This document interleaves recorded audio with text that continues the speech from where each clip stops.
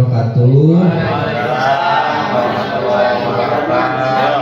Alhamdulillah hari ini kita diberi kesempatan untuk berkumpul untuk menerima informasi ilmu baru yang saya dapat di sini. Saya bukan menggurui tapi sama-sama belajar ya. Saya juga proses tahap belajar. Terima kasih Ibu Kepala Sekolah Bu Ralia yang sudah mendukung acara ini, dan terima kasih pada rekan-rekan saya yang udah mau menerima informasi pembelajaran hari ini. Pembelajaran apa yang hari ini akan saya sampaikan adalah tentang budaya positif. Nah, budaya positif sendiri kita akan menerapkan di lingkungan sekolah.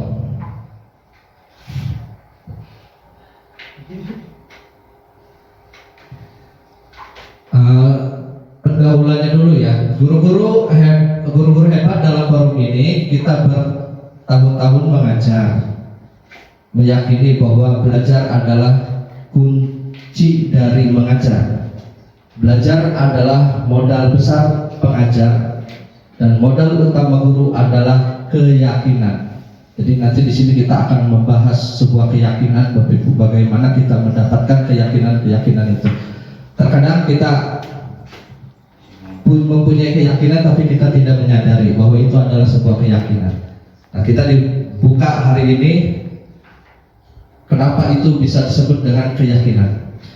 Dalam pertemuan ini kita sama-sama menjelajahi budaya yang ada di dunia pendidikan hingga mengakar.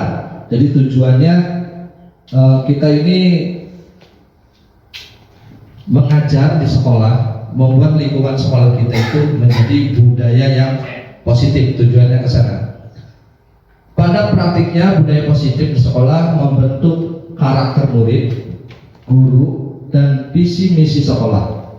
Belajar memproses disiplin positif dalam budaya positif yang nantinya akan menggerakkan sekolah. Jadi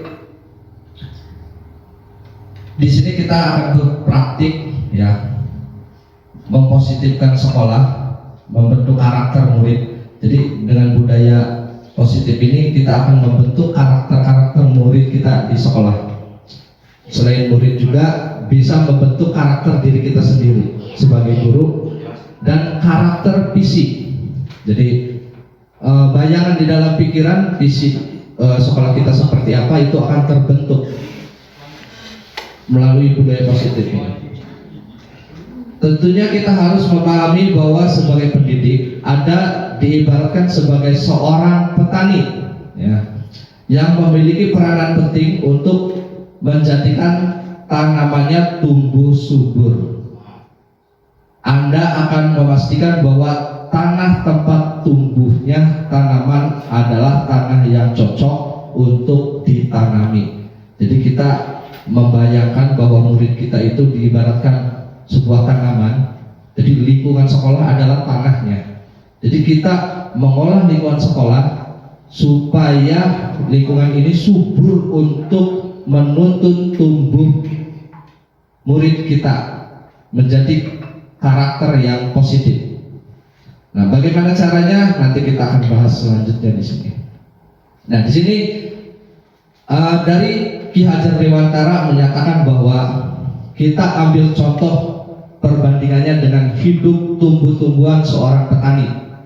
Dalam hakikatnya sama kewajibannya dengan seorang pendidik. Jadi petani itu sama kita sebagai pendidik itu hakikatnya sama, mempunyai hak yang sama. Jadi yang menanam padi misalnya hanya dapat menuntun tumbuhnya padi. Ia dapat memperbaiki kondisi tanah, memelihara tanaman padi, memberi pupuk dan air, membasmi ulat-ulat atau jamur-jamur yang mengganggu hidup tanaman padi dan lain sebagainya. Ya, jadi guru ini di lingkungan sekolah sebisa mungkin kita bisa mengolah lingkungan sekolah ini menjadi subur. Diibaratkan kita itu menanam. Kenapa? Menanam pun ada hakikatnya di sana. Seperti padi juga mempunyai hakikatnya. Ditanamnya di lingkungan yang subur. Kita juga untuk menyediakan air yang cukup, pupuknya, dan kita membasmi hama-hamanya. Di sana ada ulat, ada tikus, kita basmi semuanya. Itu filosofinya ya dari Ki Hajar Dewantara. Kita pun sama. Jadi hal-hal yang terjadi negatif di dalam lingkungan sekolah kita kepada murid itu juga sama. Kita menjaganya, menyediakan lahan-lahan di sekolah untuk tumbuh kembangnya supaya subur, supaya sehat, supaya nanti kita panen bisa menjadi maksimal, menjadi murid-murid kita sesuai dengan apa yang dicita-citakannya. Dari uraian tersebut kita dapat memahami bahwa sekolah diibaratkan sebagai tanah tempat bercocok tanam, sehingga guru harus mengusahakan sekolah jadi lingkungan yang menyenangkan, menjaga dan melindungi murid dari hal-hal yang tidak baik. Dengan demikian karakter murid tumbuh dengan baik. Jadi kalau lingkungannya baik, subur ya tanahnya, tanaman kan akan subur, baik. Tidak hanya dengan murid-murid kita di sekolah pun seperti itu. Sebagai contoh, murid yang tadinya bisa menjadi semangat ya. Bukan kebalikannya. Murid akan mampu menerima dan menyerap suatu pembelajaran bila lingkungan di sekelilingnya terasa aman dan nyaman. Selama seseorang merasakan tekanan-tekanan di lingkungannya, maka proses pembelajaran akan sulit terjadi. Jadi kalau murid kita dalam tekanan jiwa yang tidak menyenangkan, itu akan membentuk budaya yang negatif ya, bukan yang positif. Jadi kita usahakan jiwa anak kita itu dalam kondisi yang menyenangkan, aman buat dia, sehingga dia bisa belajar lebih maksimal.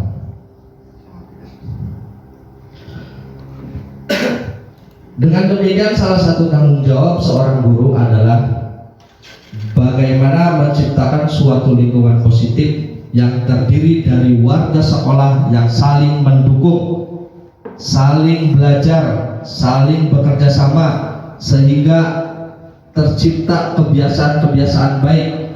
Dari kebiasaan-kebiasaan baik akan tumbuh menjadi karakter-karakter baik warga sekolah, dan pada akhirnya karakter-karakter dari kebiasaan-kebiasaan baik akan membentuk sebuah budaya positif. Cobalah amati lingkungan sekolah Anda sendiri saat ini. Bagaimana suasananya? Kita di sini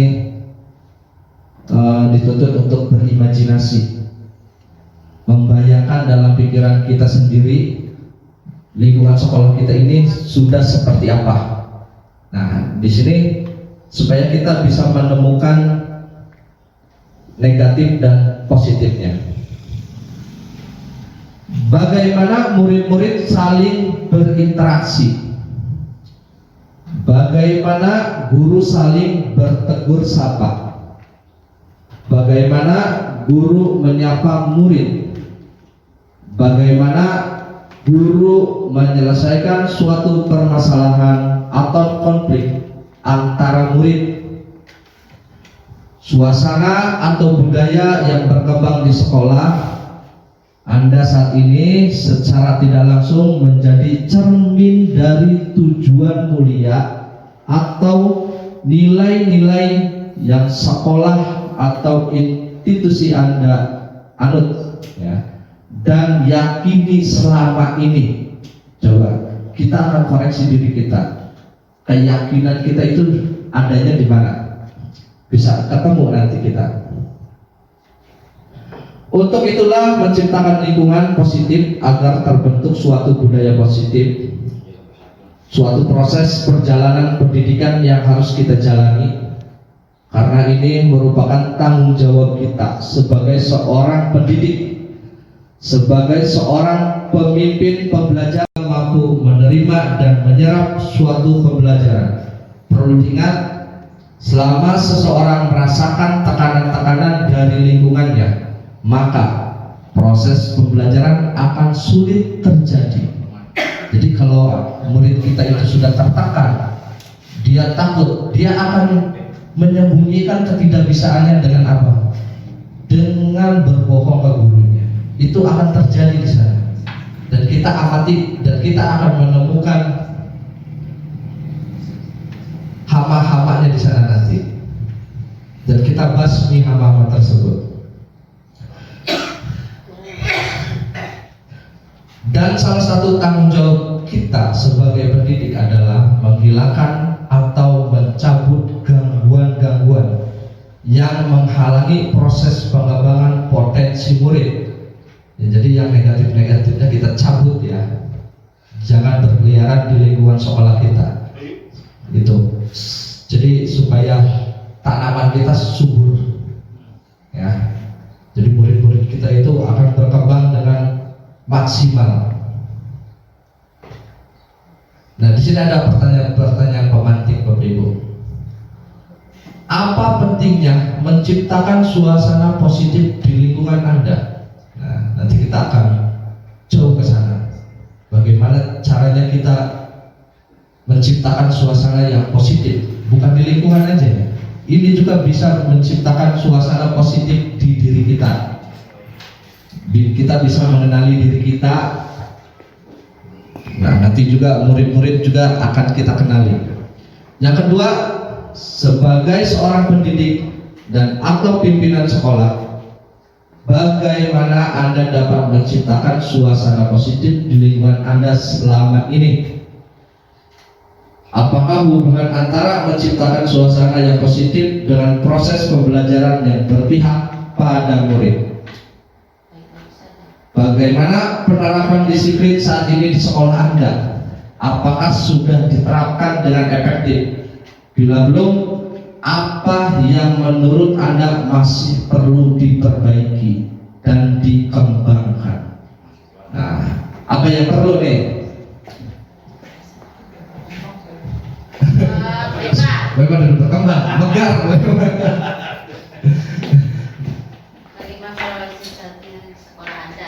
Ya, kita merefleksikan di sini. Sediakan waktu, ya. Kita merefleksikan ya, memejamkan mata, hayati, kemudian bayangkanlah sekolah impian Anda. Jadi pengennya priwet bu sekolah. Ya. Ya kan di sini impian Anda, maka kalau mimpi itu ya kita harus memejamkan mata, tidur. Kita ketemu dengan mimpi-mimpi di sana. Kalau kita nggak tidur, itu bukan mimpi namanya, tapi berimajinasi. Ya, berhayal, imajinasi. Sebenarnya sama, cara kerjanya lewat otak, tapi kondisi kita berbeda. Kalau tidur dalam kondisi setengah sadar, ya. Tidak atau tidak sadar. Kalau melek kondisinya sadar, maka disebut imajinasi. Bagaimana sikap gurunya? Ya, di sana kita sudah membayangkan sekolah kita itu seperti apa mimpinya, dan sikap gurunya itu yang seperti apa yang diinginkan. Silakan bebas membayangkan sendiri dengan keinginan sendiri ya. Ketemu P? Kebayang belum? Udah kebayang belum nih? Terus bagaimana tutur kata guru? Jadi berbahasanya inginnya seperti apa? Bagaimana guru bersikap kepada murid-muridnya? Nah, jadi kebayang muridnya si positif seperti apa tuh? Bagaimana sikap murid-muridnya?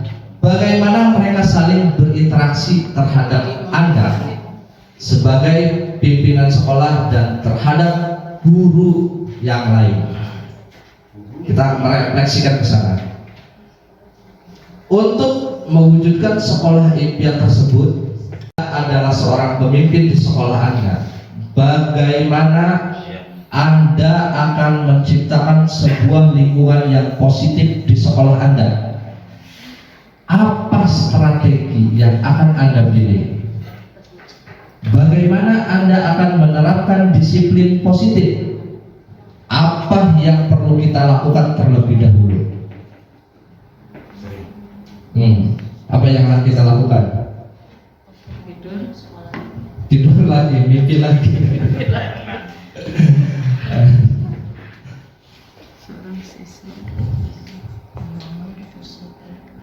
Tentunya salah satu hal yang paling penting adalah kita perlu menghilangkan rasa takut dalam diri murid-murid sehingga mereka merasa aman dan nyaman berada di sekolah, dan bahwa membuat kesalahan adalah suatu proses pembelajaran itu sendiri. Hanya dengan demikian semua murid dapat belajar dengan rasa tenang, tanpa tekanan dan nyaman. Jadi dulu saya itu membayangkan waktu belajar sepeda dulu. Kita itu awal belajar itu tidak bisa, salah dulu, jatuh dulu, sakit dulu. Dan bila mana kita menemukan murid-murid kita belajar, dia tidak bisa, kita wajarkan saja, karena itu adalah suatu proses belajar ya. Karena kegagalan itu adalah suatu proses di sana.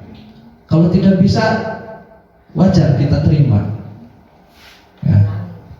Dan kita tuntut. Kewajiban kita menurut pemahaman Ganjar Dewantara, kita adalah sebagai among, penuntun ya. Rasa takutnya itu kita hilangkan. Kalau dengan demikian, kalau kita memaklumi kesalahan itu adalah sebuah proses ya, anak murid kita ini akan terasa aman, nyaman, tenang. Jadi hatinya itu akan bahagia, Bapak Ibu.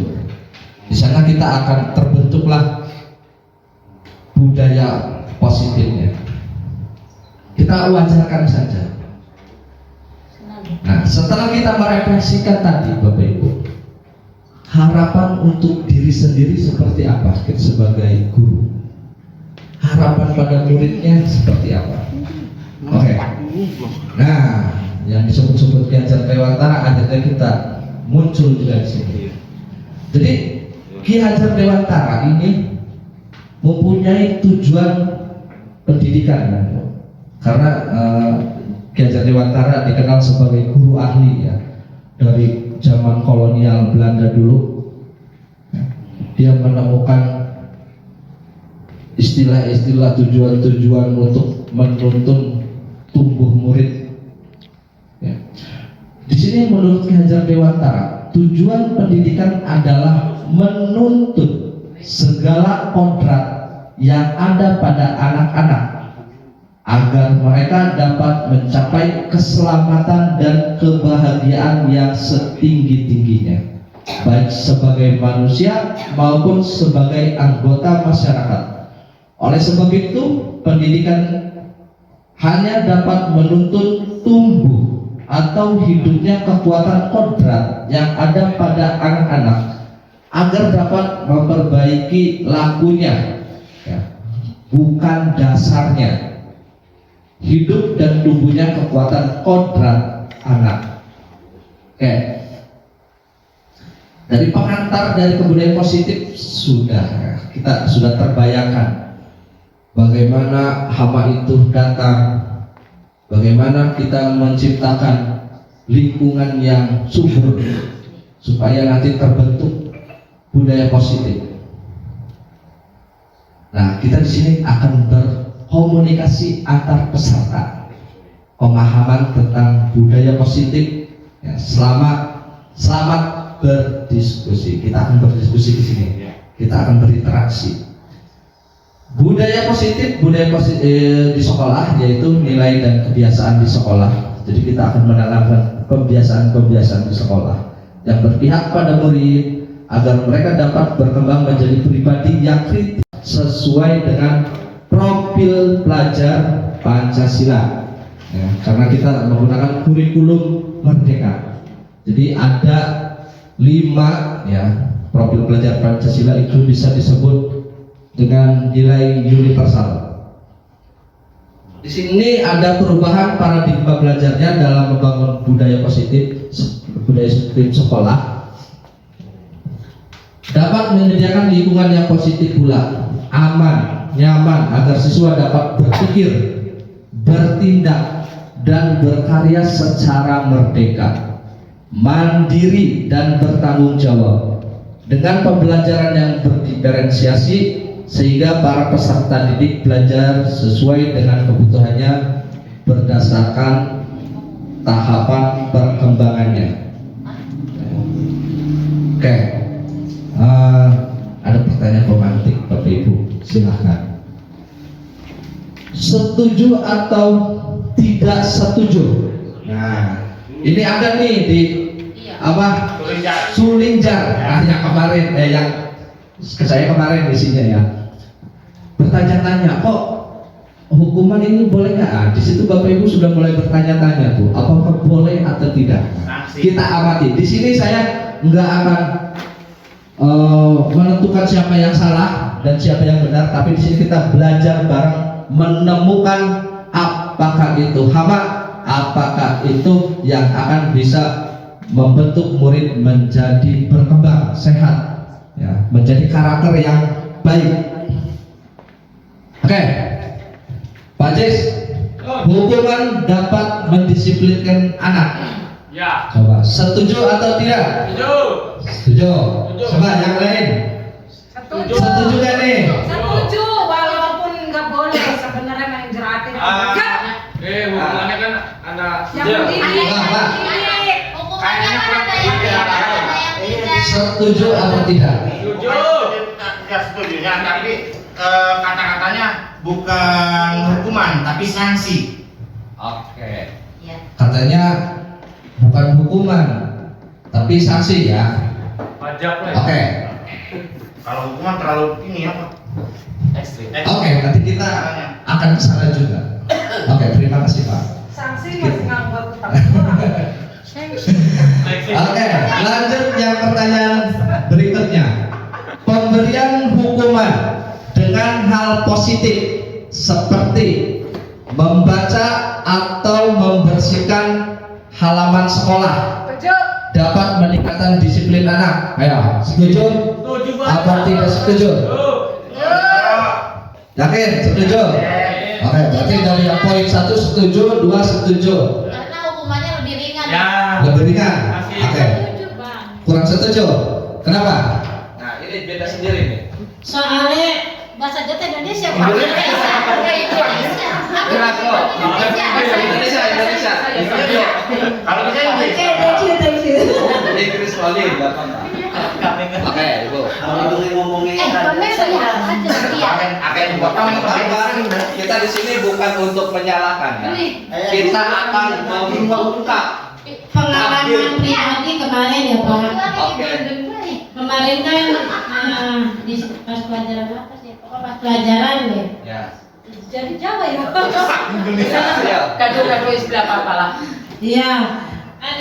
Saya mengasih sanksi yang nggak hafal-hafal itu suruh berdiri di belakang temennya. Jadi dia menghafalnya sambil berdiri karena dari jam pelajaran pertama nyampe akhir itu nggak bisa-bisa. Kenapa saya tidak setuju jawabannya? Yang kemarin suruh berdiri besoknya tuh nggak pada masuk Pak. Oh, Jadi apa itu salah? Bagaimana? Oh. Malah yang kemarin dihukum tuh pada nggak masuk. Nah, ada ketakutan di sana ya. Nah, tidak aman itu. Jadi tidak nyaman. Jadi tidak nyaman, tidak aman. Jadi di situ ada hama yang kita harus masuk. Oke, nanti kita ke sana. Saya tidak akan menjawab langsung di sini. Nanti kita akan menemukan jawabannya melalui diri Bapak Ibu sendiri, tanpa saya yang menentukan. Bapak Ibu akan menemukannya dengan cara Ibu sendiri. Yang berikutnya, yang ketiga, memberi penghargaan dapat meningkatkan motivasi belajar. Memberi penghargaan ya. Oke, terus. Ini ibu. Jess, ngomong Jess. Memberi penghargaan dapat meningkatkan motivasi belajar anak. Betul tidak? Betul Pak. Setuju atau tidak setuju? Setuju. Alasan. Di sini bukan salah benar ya, tapi setuju atau tidak setuju. Karena kita di sini tidak akan menyalahkan dan tidak akan membenarkan. Jadi kita akan Jawabannya ada telur, setuju, ragu-ragu dan setuju. 5. Oke.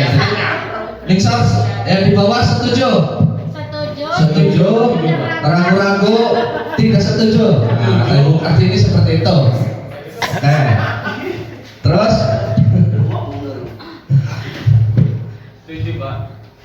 setuju. Oke.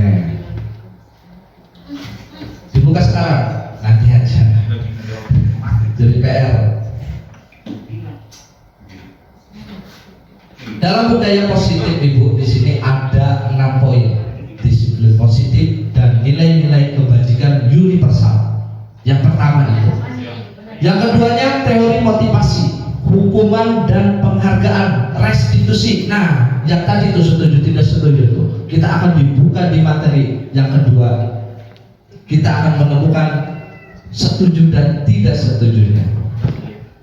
Yang ketiganya keyakinan kelas. Nanti di sini Bapak Ibu ya membuat keyakinan kelas di kelas masing-masing.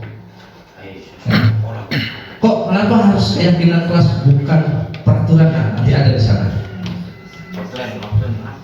Ya, yang keempatnya Bapak Ibu di sini ada kebutuhan dasar manusia dan dunia berkualitas. Jadi kebutuhan dasar manusia. Manusia itu mempunyai 5 dasar kebutuhan secara naluri, secara hak, secara kodratnya. Apa saja nanti ada 5 di sana. Itu wajib dipenuhi Bapak Ibu. Kalau tidak, dia akan bertindak negatif. Kalau terpenuhi akan bertindak positif. Makanya membuat keyakinan kelas itu menanamkan harus dengan sesuai keyakinan di murid-murid. Keyakinan di murid-murid itu ya keyakinan di diri kita sendiri sama. Tidak bedanya dengan hakikat kita sebagai petani dan guru. Yang kelimanya ada posisi kontrol. Di sana kita akan mengontrol. Ada 5.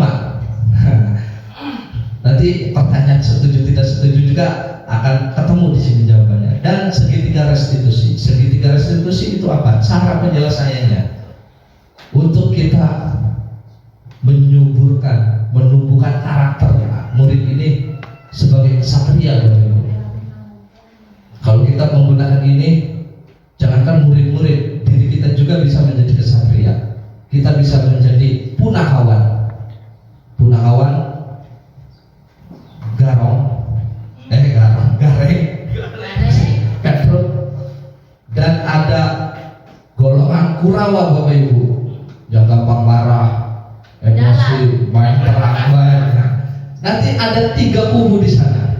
Kita akan menemukan kita sebagai mental Kurawa, apa mental punakawan atau mental kesatria. Nah, kesatria siapa? Kalau di pewayangannya kan ada Samyanji, sifatnya pasrah. Jadi kata Islamnya itu ikhlas, menerima, ikhlas. Kalau udah bisa memegang nilai itu, Bapak Ibu mempunyai nilai ikhlas, keyakinan dalam diri. Nah, itulah yang dinamakan dengan kesatria. Ada 5 sifatnya jujur. Ya, di sana. Kalau kita memegang nilai-nilai itu, kita akan menjadi kesatria Bima, berpegangan jujur. Disuruh gurunya, Bima itu ceritanya kan disuruh gurunya untuk babat alas Arab, dan di sana ada makhluk-makhluk goib ya, disuruh gurunya itu. Tapi karena mengikuti dibabat, alasnya habis, jangankan pohon-pohonnya, makhluk-makhluk goibnya pun habis dibabat semuanya, sampai dia menemukan kekuatan, yaitu kuku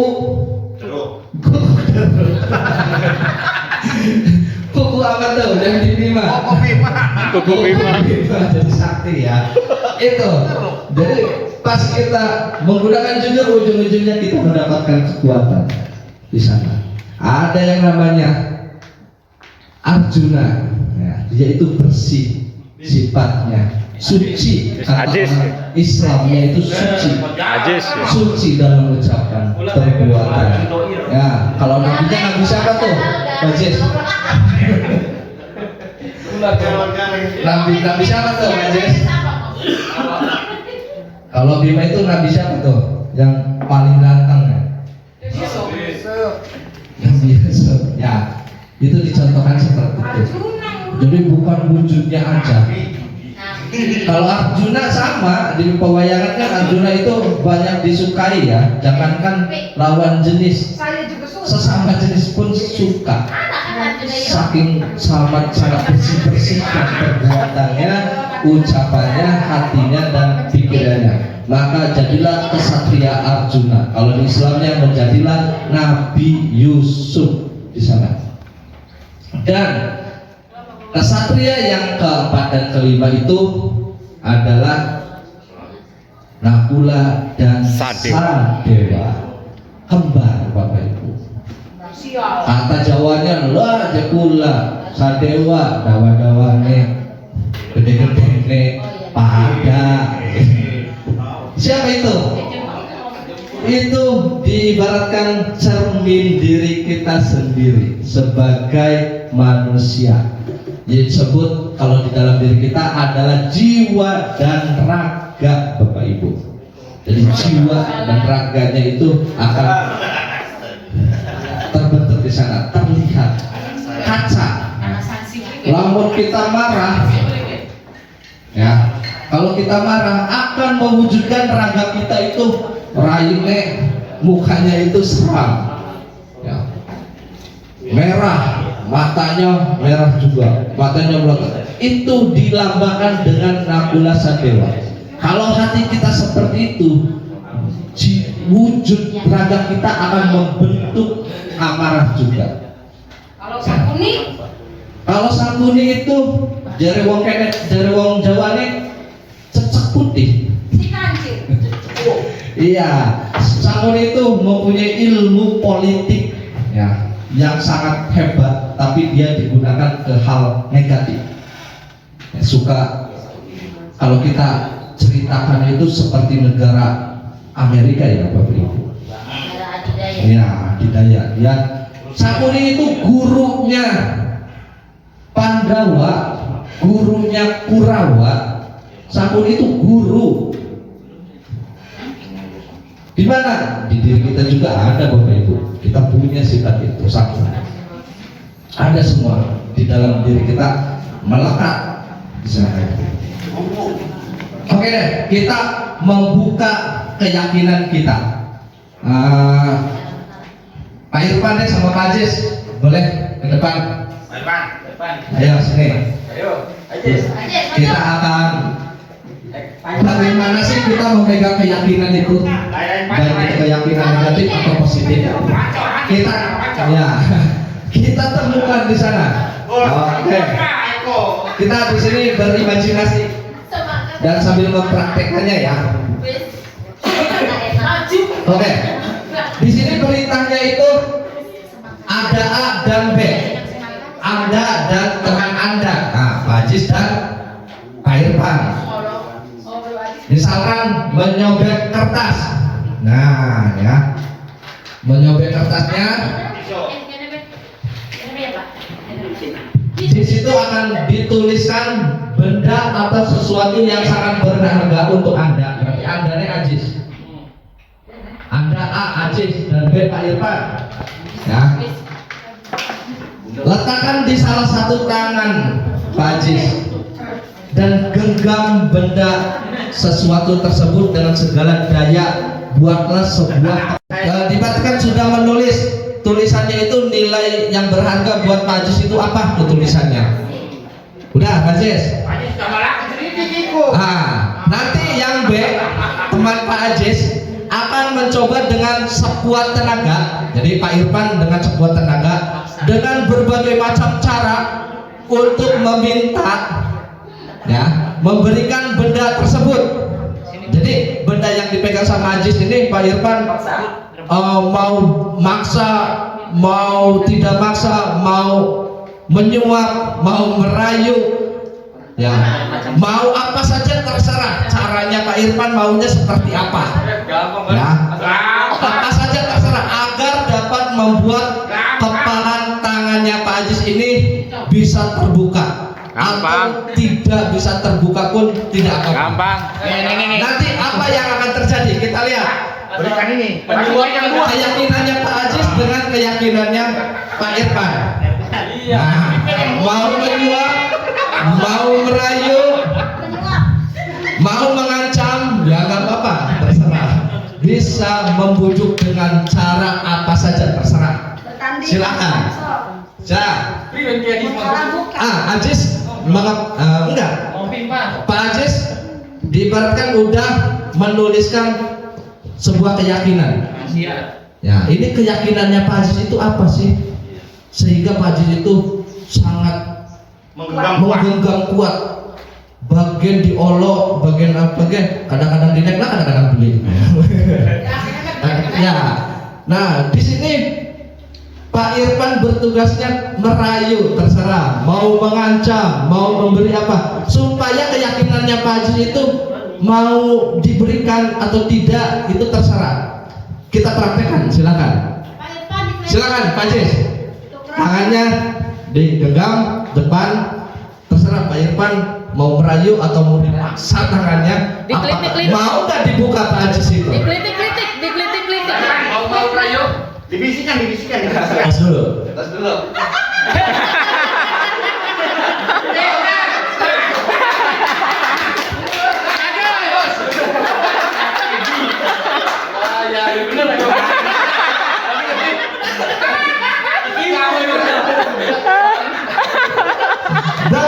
Bagus, sangat tidak diduga ya Bapak Ibu. Itulah kenyataannya. Ada yang seperti itu.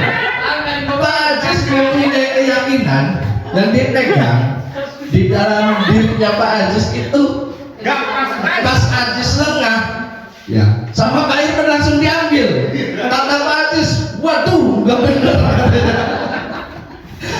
Jadi Pak Ajis itu merasa tertipu atau merasa iya, di situ ada rasa-rasa keyakinan yang katanya Pak Ajis nggak bener. Kurang ajar, saya lagi lengah, kecolongan. Itulah Bapak Ibu, di kehidupan pun seperti itu. Ada nilai-nilai yang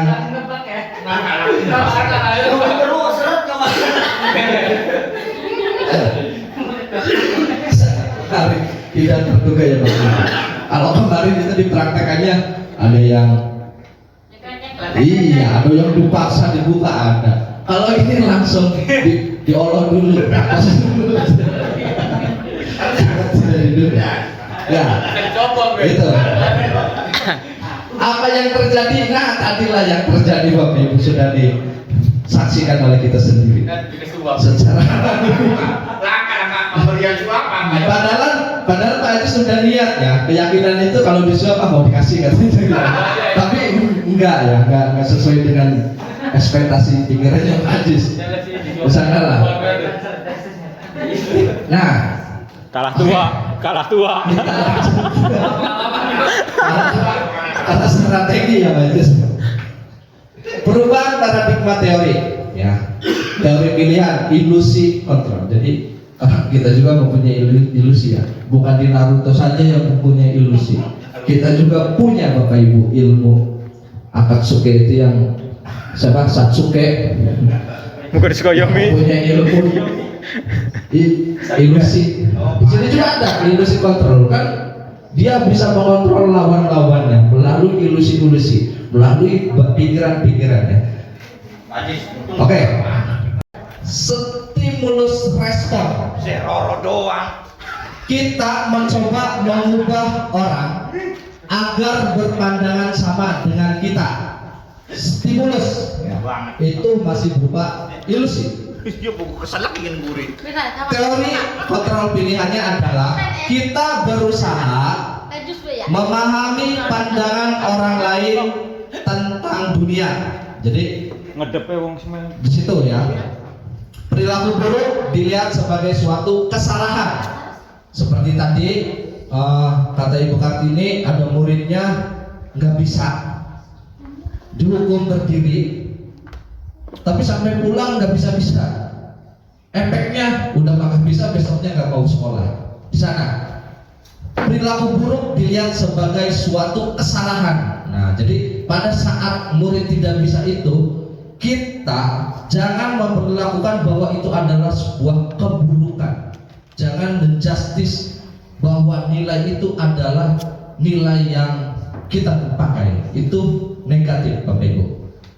Ya, akan membentuk murid kita menjadi kelompok Kurawa, pendendam, pemarah. Di sana kita akan menyimpan rasa-rasa emosi yang tidak baik. Semua perilaku memiliki tujuan. Jadi kita dialihkan pikiran kita bahwa perilaku yang tidak bisa itu adalah sebuah tujuan. Apa tujuannya? Tujuannya itu adalah sebuah proses belajar. Ya. Dulu waktu saya baru nikah, ya, pengantin baru, dikasih, istri saya itu nggak bisa masak. Sekali masaknya itu nasi goreng dan nasi goreng. Dan asin. Dulu mending nasi goreng sedap Bapak Ibu. Kadang mau kesem awal ya. Asin. Ada asinan. Dinilai sekali ganti jangan asam. Orang jangan asam. Ning jangan asam ini.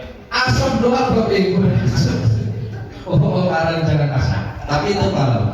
Tapi saya anggap itu bukan sebuah kesalahan, tapi itu adalah sebuah proses. Sebuah proses sedang belajar. Lambat laun sampai sekarang ya peningkatannya drastis Bapak Ibu. Makanannya sedap.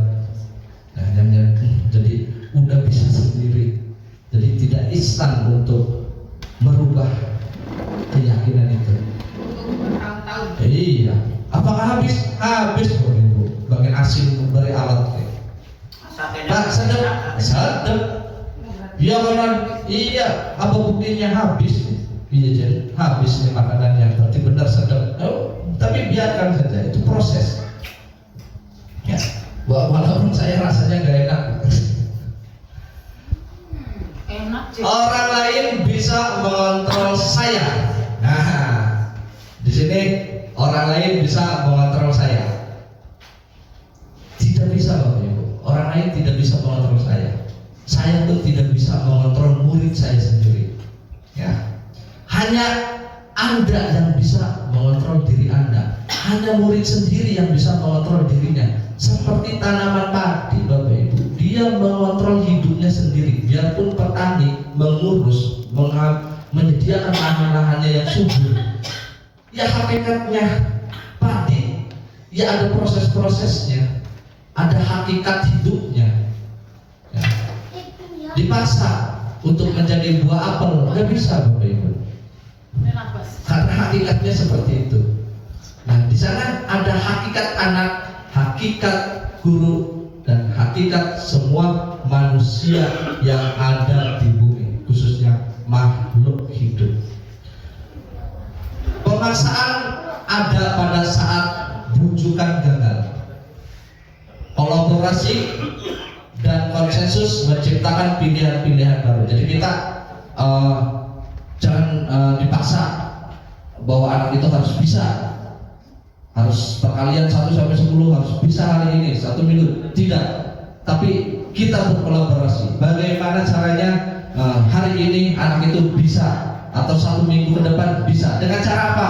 Berkolaborasi, bekerja sama, dan konsensus menciptakan pilihan-pilihan baru. Realitas kebutuhan dia berbeda, kita berupaya memahami. Jadi kita mempunyai kebutuhan yang berbeda, pandangan ya dunia. Setiap orang memiliki gambaran berbeda-beda. Ya, kadang-kadang biarpun saya sama Pak Ajis disuruh memperlihatkan mobil, ya mobil yang ada di bayangannya Pak Ajis beda, mobil yang ada di bayangan saya pun beda, belum tentu sama. Biarpun kita sama-sama untuk membayangkan mobil di sana, jadi kita maklumi. Karena apa? Karena itu adalah hakikat, hak kita yang sudah diberikan langsung oleh Yang Maha Kuasa untuk mengakses ke sana. Ya, jadi anak pun sama. Kamu nggak boleh salah. Loh, Bapak Ibu, salah benar itu udah hakikat. Hak anak yang diberikan Yang Maha Kuasa. Kalau kita tidak membolehkan anak itu salah, berarti kita menentang hak yang sudah diberikan sama Yang Maha Kuasa di sana. Ya, jadi pentingnya kita mengenal budaya positif itu seperti itu, Bapak Ibu. Jadi kesalahannya kita anggap bahwa itu adalah sebuah proses belajar. Ya, nah dari rasa-rasa tersebut kita kenalkan melalui keyakinan-keyakinan keras. Biar peserta didik yang memilih dan mengolahnya sendiri. Kita hanya menuntunnya saja, Bapak Ibu. Kita hanya memberi airnya saja. Lo tanamannya mau menyerap atau tidaknya terserah tanaman. Dia mempunyai hidup sendiri. Yang orang tanamannya lagi sakit kok kita kasih air, ya tetap nggak akan subur. Dia akan berproses sakitnya dulu. Biarpun dikasih pupuk, kecuali tanaman yang sakit dikasih pupuk subur nggak? Tidak. Apa yang harus dilakukan? Ya harus memberantas hamanya dulu. Hamanya. Iya. Kalau ada Tanaman yang sakit berarti kita sembuhkan dulu penyakitnya. Ya. Baru penyakitnya sudah sembuh, dia mau berproses lagi. Seperti kita sakit, dikasihkan ayam di depan dimakan kan? Kita logikanya ke sana. Dikasih minuman yang segar dimakan enggak, Bapak Ibu, ngagoler aja, ngagoler. Dikasih makanan ya berarti pereanggahan. Apa yang kita lakukan? Kita menyembuhkan sakitnya dulu. Kamu itu nggak boleh sakit. Bapak kalau menyuruh anak nggak boleh sakit, Bapak Ibu itu menentang hak yang sudah diberikan oleh Maha Kuasa. Semua makhluk hidup itu mempunyai hak yang sama, baik kita sebagai manusia, sebagai hewan, dan sebagai tumbuhan. Kita sama-sama makhluk. Ya, di sana kita temukan alur cara kerjanya jiwa. Dan raga kan kita tahu. Kalau raga kita tahu ya fungsinya. Mata untuk apa? Haknya Lihat. melihat. Sama Bapak Ibu. Anak didik kita juga hak mata itu untuk melihat. Kita sudah dikasih fasilitas. Ya, dari sana, dari Yang Maha Kuasa untuk digunakan semaksimal mungkin. Biarkan dia menggunakan fasilitas-fasilitasnya sendiri untuk menemukan cara fungsinya yang terbaik. Di sana ya. Kalau di raga-raga kita sama seperti itu, tangan, telinga, fungsinya sama. Kita mempunyai hak yang sama, hak dan kewajiban. hak dan kewajiban kita pisahkan Bapak Ibu, jangan disatukan. Nanti keserimpet dalam disiplinnya. Iya. Karena hak dan kewajiban itu fungsinya berbeda. Harus dipisah, Pak. Pisah dulu seperti itu supaya ada tukaran, dipisah dingin. Oke. Dan kita menemukan jiwanya. Karakter itu jiwa. Apa yang menjadi suatu yang dilakukan secara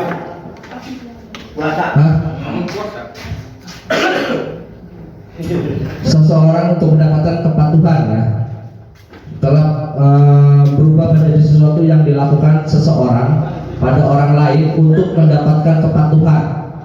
Kecenderungan umum adalah menghubungkan kata disiplin dengan ketidaknyamanan, bukan dengan apa yang kita hargai atau pencapaian suatu tujuan mulia.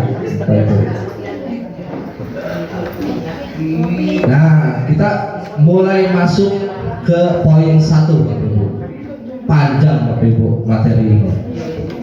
Ya, mudah-mudahan ilmunya bisa kita serap. Oke. Nilai-nilai kebajikan universal. Nilai-nilai kebajikan adalah sifat-sifat positif manusia yang merupakan tujuan mulia yang ingin dicapai setiap individu. Nilai-nilai tersebut bersifat universal dan lintas bahasa, suku, bangsa, agama maupun latar belakang. Nah, yang menggunakan beriman bertakwa kepada Tuhan yang Maha Esa, profil pelajar Pancasila. Nah, di sini yang saya menarik Bapak Ibu, apa yang tertarik? Merupakan tujuan mulia yang ingin dicapai setiap individu. Nilai tersebut bersifat universal, keseluruhan yang ada di seluruh bumi ini ya. Baik lintas bahasa, suku, agama, mau suku apapun, mau agama apapun, mau negara apapun, semua haknya sama Bapak Ibu. Arepan wong ireng, arepan wong putih, bahkan dipoyoki rasane rara, Ya, benar. bahkan dipuji rasane senang. So, arepan wong dipet pasti kena. Lama. Iya. Kita kan di sana kita temukan itu. Ya. Jadi harapan agama Islam kan nyangger Bapak Ibu. Dipojokin rara. Harapan agama hidup ada. Harapan gua Amerika kan dipojoki ya. Ya, Rara. Itu yang dinamakan nilai kebajikan universal. Itu semuanya melekat di dalam diri kita sebagai makhluk. Gawaan ya. Ini gawaannya original. Top. Dulu mah dipojoki koyo kowe ngambek. Nampung dasin. Ikut. Main Iya. Iya dipojoki ya lah Bapak Ibu. Pantes ya baca. Rasa yang ada di dalam murid kita juga sama seperti Ibu. Kalau saya itu ditolong-tolong sama orang itu ya sakit. Murid kita juga sakit. Apa yang sakit? Hatinya, jiwanya, rasanya. Rasa itu tidak terlihat. Rasa itu tidak terlihat. Tapi rasa itu akan berkembang dan akan mewujud. Dalam Islamnya Allah wujud kita bako. Kok Allah itu kan tidak berwujud, kok kenapa bisa mewujud di sana? Nah, itu rahasianya Bapak Ibu. Kita bongkar rahasianya. Kalau kita ditolong-tolong sama orang, rasa itu tidak terlihat sakitnya Bapak Ibu. Tidak akan nampak. Tapi dia akan mewujud melalui gerakan tubuh kita, melalui bahasa. Apa sih Ranewani? Nah, muncul rasa itu Bapak Ibu, mewujud melalui kata-kata. Mengangkatkan tangan, jeger dilawan, berantem di sana. Mewujud kerusakan Bapak Ibu. Karena itu adalah sebuah energi negatif. Akan terjadinya sekolah kita menjadi kebudayaan yang tidak negatif. Tapi bukan itu tujuan kita. Tujuan kita adalah menciptakan budaya positifnya, kita mengolah rasa-rasa yang ada di dalam diri anak murid kita sendiri, Bapak Ibu. Dan itu pun ada di diri kita. Curhat. Gitu. Jadi sebelum mengenali musuhmu, kenalilah dirimu sendiri. Sebegitu baiknya dirimu mengenali diri kamu, pasti bisa melawan musuh dengan baik mungkin. Itu pepatahnya Cina, Bapak Ibu. Iya dikatakan Cina. Mungkin pada awalnya motivasi Anda menjadi guru karena ingin mendapatkan suatu penghargaan tertentu. Namun seiring Anda menjalankan kebenaran, itu yang dinamakan nilai kebajikan universal. Itu semuanya melekat di dalam diri kita sebagai makhluk. Ini gawaannya original. Yuk apa dipoyoki koyo kowe mabok. Kampung dasar. Main Ya. Iya dipoyoki ya lah Bapak Ibu. Pantes ya baca. Rasa yang ada di dalam murid kita juga sama seperti Ibu. Kalau saya itu ditolong-tolong sama orang itu ya sakit. Murid kita juga sakit. Apa yang sakit? Hatinya, jiwanya, rasanya. Rasa itu tidak terlihat. Rasa itu tidak terlihat. Tapi rasa itu akan berkembang dan akan mewujud. Dalam Islamnya Allah wujud kidam bako. Kok Allah itu kan tidak berwujud, kok kenapa bisa mewujud di sana? Nah, itu rahasianya Bapak Ibu. Kita bongkar rahasianya. Kalau kita ditolong-tolong sama orang, rasa itu tidak terlihat sakitnya Bapak Ibu. Tidak akan nampak. Tapi dia akan mewujud melalui gerakan tubuh kita, melalui bahasa. Apa sih Ranewani? Nah, muncul rasa itu Bapak Ibu, mewujud melalui kata-kata. Mengangkatkan tangan, juga dilawan, berantem di sana. Mewujud kerusakan Bapak Ibu. Karena itu adalah sebuah energi negatif, akan terjadinya seolah kita menjadi kebudayaan yang tidak negatif. Tapi bukan itu tujuan kita. Tujuan kita adalah menciptakan budaya positifnya. Kita mengolah rasa-rasa yang ada di dalam diri anak murid kita sendiri, Bapak Ibu. Dan itu pun ada di diri kita. Gitu. Jalan keduanya adalah teori motivasi, hukuman dan penghargaan dan restitusi. Restitusi adalah penyelesaiannya Bapak Ibu. Ya, penghargaan, hukuman, apa yang akan terjadi pada diri murid. Tapi enggak di murid aja, di kita juga ada itu. Apa yang terjadi di murid, di diri kita terjadi. Kita amati diri kita sendiri. Kita akan mengenal murid kita. Apa yang kita harus lakukan. Teori motivasi perilaku manusia untuk menghindari ketidaknyamanan, hukuman. Apa yang akan terjadi apabila saya tidak melakukannya? Motivasi eksternal, motivasi dari luar. Waduh, nyongkang ini kawanan ya.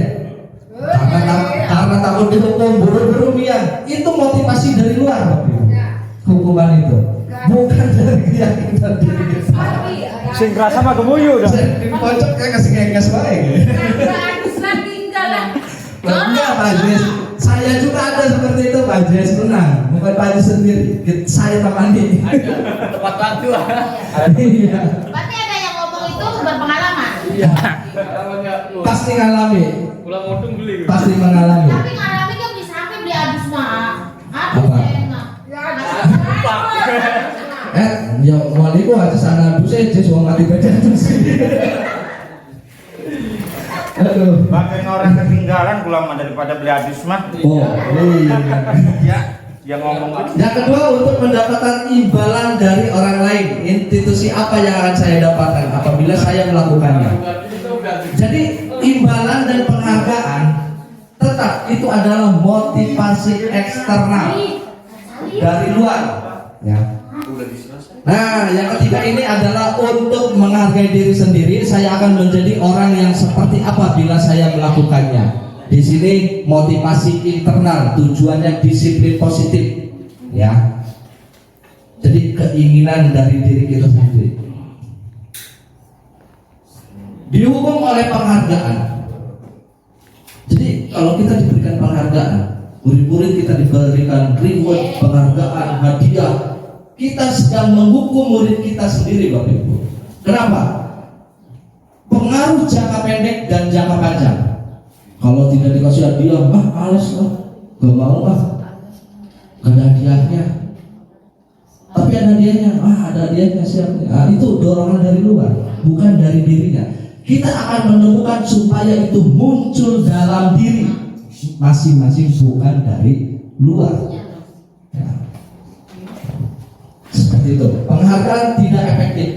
Penghargaan mengurangi ketepatan. Penghargaan menghukum. Dan selanjutnya bentuk program kebajikan apresiasi. Dalam pemberian apresiasi, pengakuan dan perundingan beberapa hal. Beri pengakuan secara khusus, beri pengakuan secara pribadi, beri pengakuan kepada semua murid bergantian, beri pengakuan secara konsisten, fokus pada proses. Contoh pengakuan atau apresiasi kebajikan. Pembukaan. Kemarin saya perhatikan, ya, nilai kebajikannya apa? Rasa empati besar atau besar sekali ya kepada anak itu. Situasi yang terjadi yang seperti apa? Pada saat menolong murid baru di kelas kita, kalau ada murid kita menolong temannya, kita beri pengakuan, Bapak Ibu. Berupa seperti apa ya? Kalimat kemarin saya memperhatikan atau saya tadi melihat kamu gitu, menolong teman, kita munculkan rasa empati karena itu adalah nilai kebajikan. Saya menghargai kepedulianmu. Dalam kejadian seperti apa dalam kenyataannya? Pada saat kamu membantu teman-temanmu di tugas kelompok, jadi ada temannya yang nggak bisa dibantu, kita ucapkan rasa kepedulian. Jadi anak itu suruh peduli sama temannya, dibantu temannya yang nggak bisa. Itu rasa peduli akan muncul. Ada terima kasih untuk siapa? Rasa tanggung jawabmu. Seperti apa contoh kehidupan dalam lingkungan sekolahnya? Pada saat kamu memungut kertas-kertas yang berserakan di lantai, nah kita berterima kasihlah Bapak Ibu kepada murid kita. Ucapkan terima kasih karena kamu sudah melakukan tugas tanggung jawab. Itu tadi hukuman, setuju tidak setuju di sini Bapak Ibu. Tindakan guru mencatat 100 kali di dalam buku kalimat. Saya tidak akan terlambat lagi karena terlambat di sekolah.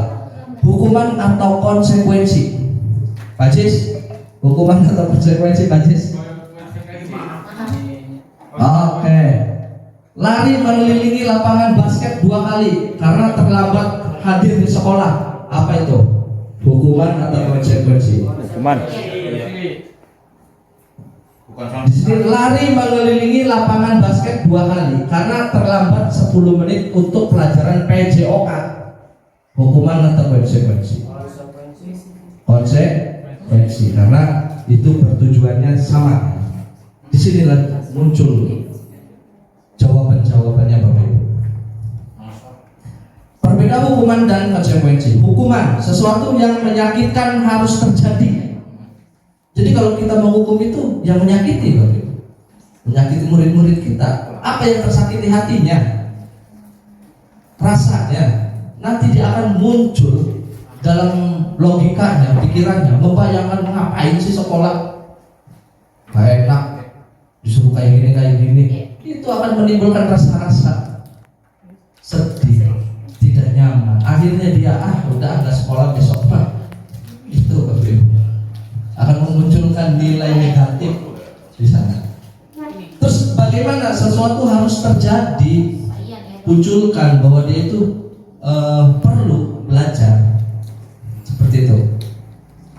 Di sini apa itu restitusi? Restitusi adalah proses menciptakan kondisi bagi murid untuk memperbaiki kesalahan mereka sehingga mereka bisa kembali pada kelompok mereka dengan karakter yang lebih kuat.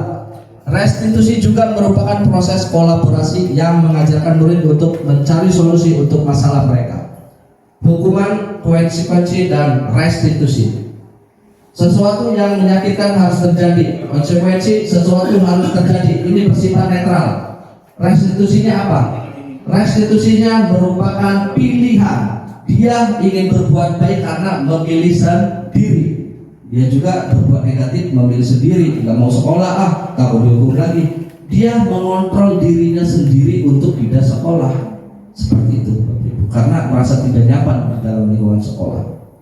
Maka di sana kita munculkan positif, biar anak dia memilih dalam dirinya bahwa belajar itu adalah suatu hal yang penting untuk kehidupan keselanjutannya. 9 ciri restitusi bukan untuk menebus kesalahan, namun untuk belajar dari kesalahan, memperbaiki hubungan. Tawaran bukan paksaan, tapi berupa tawaran. Restitusi menuntut untuk melihat ke dalam diri. Restitusi fokus pada karakter bukan tindakan. Restitusi fokus pada solusi. Jadi kita membantu anak didik kita itu untuk menemukan solusi-solusinya. Yang ketiga, pembelajaran 3, keyakinan kelas. Nah, nanti kita membuat keyakinan kelas, Bapak Ibu. Silakan Bapak Ibu membuat keyakinan kelas di sekelas masing-masing. Bagaimana cara membuatnya di sini, Bapak Ibu? Pembuatan keyakinan kelas. Mengapa kita memiliki peraturan harus menggunakan helm bila mengendarai kendaraan roda 2? Nah, di sini ada peraturan-peraturannya ya, Bapak Ibu. Keyakinan kelas bersifat lebih abstrak daripada peraturan yang lebih rinci dan konkret. Keyakinan kelas berupa pernyataan-pernyataan universal. Jadi nanti membuat pernyataan-pernyataannya yang positif, Bapak Ibu. Di sini. Ada contoh keyakinan kelas di sini. Nah, di sini Bapak Ibu, kalau kita mau ingin membuat keyakinan kelas, ada selalu kembalikan buku ke tempatnya. Kalau kita anak itu akan pusing membaca panjang seperti itu. Kita singkat aja. Kalau kita mengembalikan buku ke tempatnya, berarti kita ambil kata yang simpel aja, bisa tanggung jawab. Dilarang mengganggu orang lain. Jadi kamu jangan mengganggu teman kamu yang lagi belajar. Ganti aja dengan menghormati orang lain. Jangan berlari di kelas atau koridor. Jangan berlari-lari di atas meja. Bagus itu. Tapi kita rubah, yaitu menjadi keselamatan atau keamanan. Jadi nanti kalimatnya, kata-katanya kita yang simpel saja. Restitusi adalah proses perjalanan seorang pendidik agar dapat mengendalinya.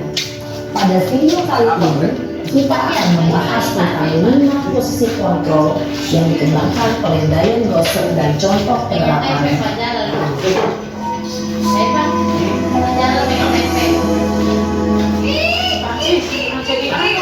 5 posisi kontrol itu adalah 1. Posisi pemakai, 2. Posisi pemakai, 3. Posisi teman, 4. Posisi pemantau atau mentor, dan 5. Posisi manajer. Untuk lebih memahami 5 posisi tersebut, mari kita saksikan kasus konten yang terlambat hadir 20 menit di sekolah dan melihat dari mana 5 posisi kontrol dalam menghadapi masalah tersebut.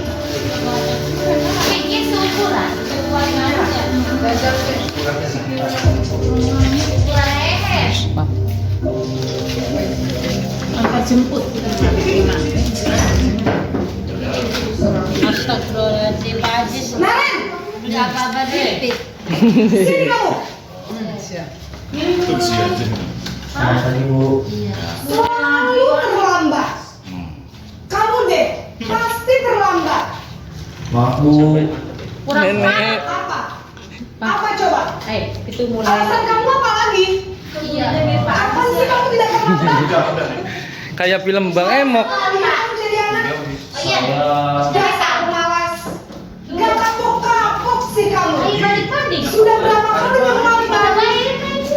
Sana rahasia harus di 18. Kenapa? Kamu melawan ibu? Berani-beraninya jawab. Sudah terlambat, masih berani jawab pula.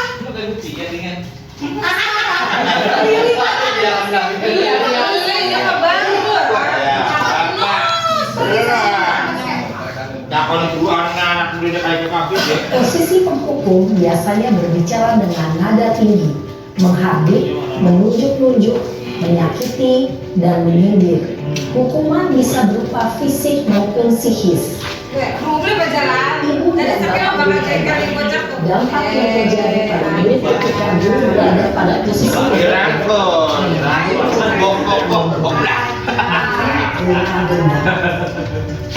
Aja manek-manek tiba aja.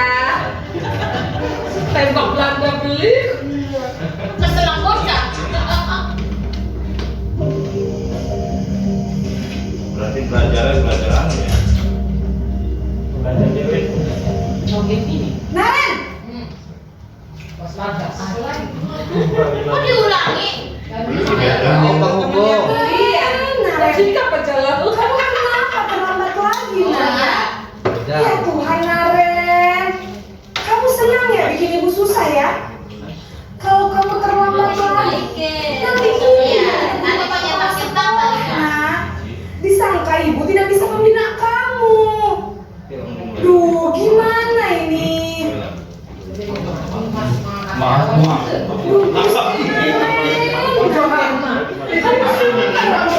Bapak kepala sekolah.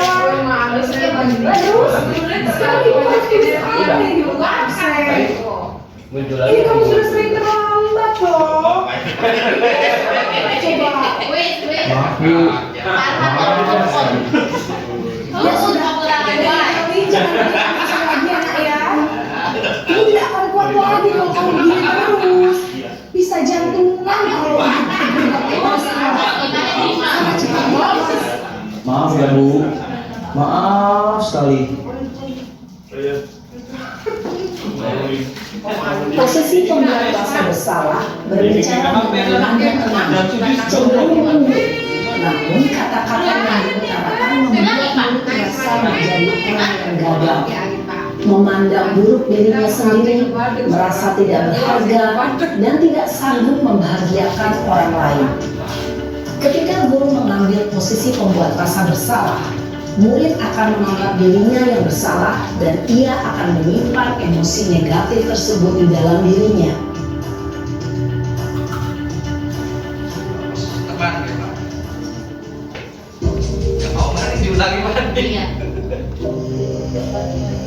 Cuma dengan beda ya. Oh, buat nggak bisa dulu. Naren! Kalau bisa dulu sekali. Selamat pagi Bu. Wah, sudah jam berapa ini, Nak? Selamat pagi ya, sayang.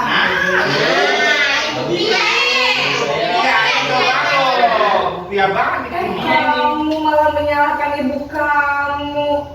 Kamu bukannya anak yang larinya paling kencang. Kok Acaranya mau isinya tadi. Oke, Bapak Ibu, kita lanjut.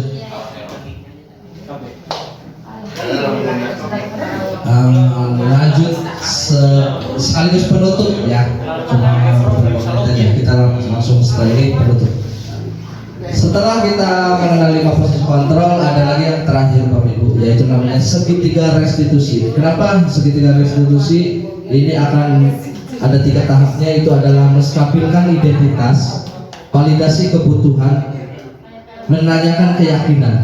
Jadi ada 3 tahap di sana. Kita membimbing murid kita untuk menemukan kesalahannya dan mau merefleksikannya dan menemukan solusi-solusi di dalam dirinya untuk mau memperbaiki kesalahannya dan menemukan cara-caranya.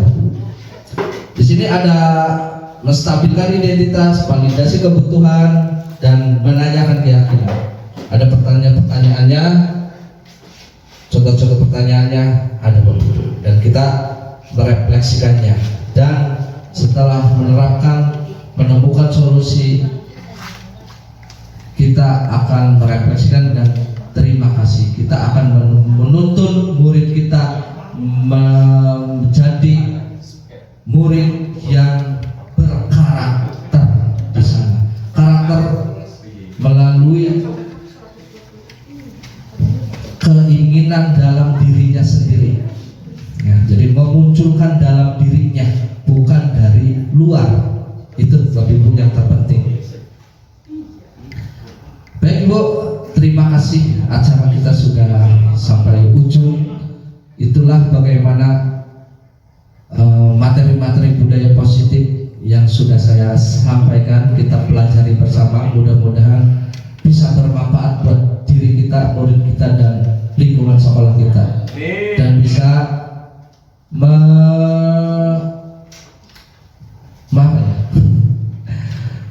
membagikan ke semua, ya. Kita membagikan.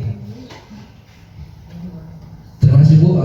Saya tutup acara hari ini, cukup sekian dan terima kasih. Assalamualaikum warahmatullahi wabarakatuh.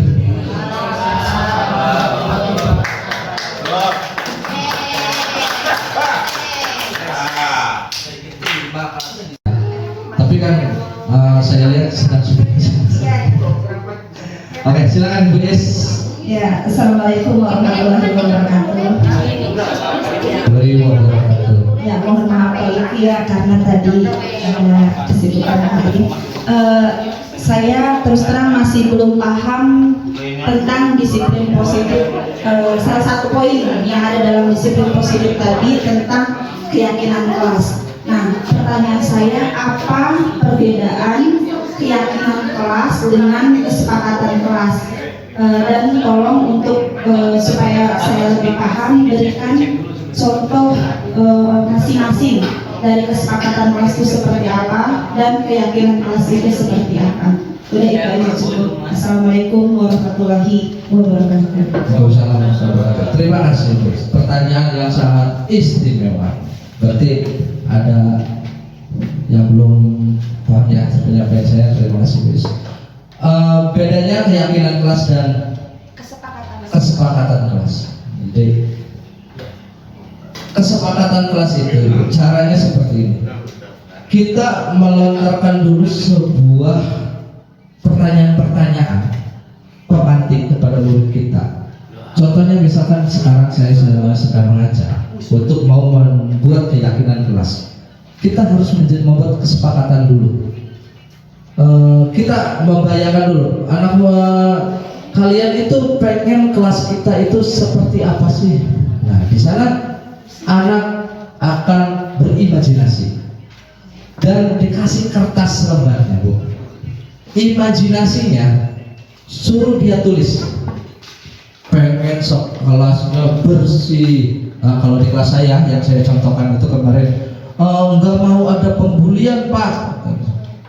Soalnya si A suka nyebut orang tua saya Pak. Saya ngerasa nggak nyaman. Oke, silakan tulis di sana. Anak itu pengen lingkungannya bersih, pengen bekerja sama di sana, atau pengen nggak ada pembulian, terus macam-macam misalnya. Kita tampung.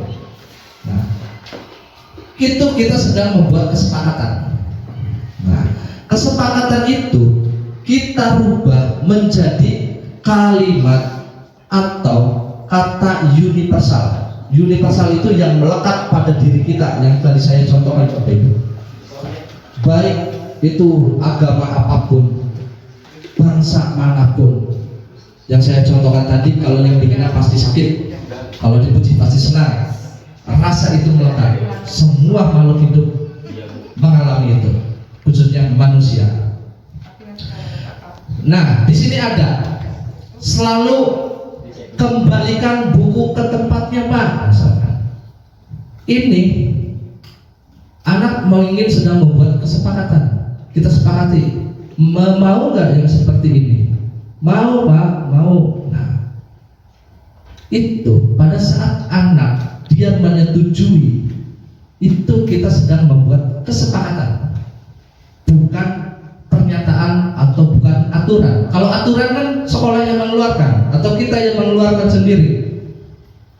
Datang harus tepat waktu. Anak-anak nggak tahu cara membuat aturan itu, nggak tahu. Itu namanya bukan keyakinan dan bukan kesepakatan, tapi aturan. Itu bedanya. Hanya sepihak saja. Jadi murid kita nggak tahu cara membuatnya. Nah di sini kalau kita membuat kesepakatan, anak murid kan tahu rasa-rasanya, dia merasakan apa sih? Seperti ini nih kebaikan. Ya kita jadikan sebuah kalimat yang universal, yaitu bertanggung jawab. Nah di situ akan menjadi nilai keyakinan kelas. Begitu. Contohnya, jangan berlari, misalkan yang bawah, jangan berlari di kelas atau koridor, atau jangan berlari di atas meja, jangan berlari. Kan ada tuh, jangan seperti jangan lari-lari Pak, saya lagi belajar itu lari-lari kesenggol. Saya nggak mau ada anak yang waktu belajar lari-lari.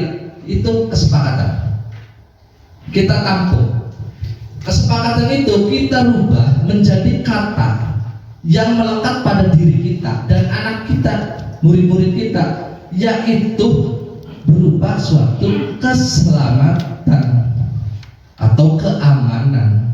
Kenapa harus menggunakan itu? Karena itu ada di diri kita masing-masing. Itu akan memunculkan intrinsik, nilai intrinsik yang ada di dalam diri anak sendiri maupun kita sendiri. Jadi itu melekat. Kalau kita ditanyakan, itu dia akan merasakan sendiri di sana. Dia akan bisa menjawab.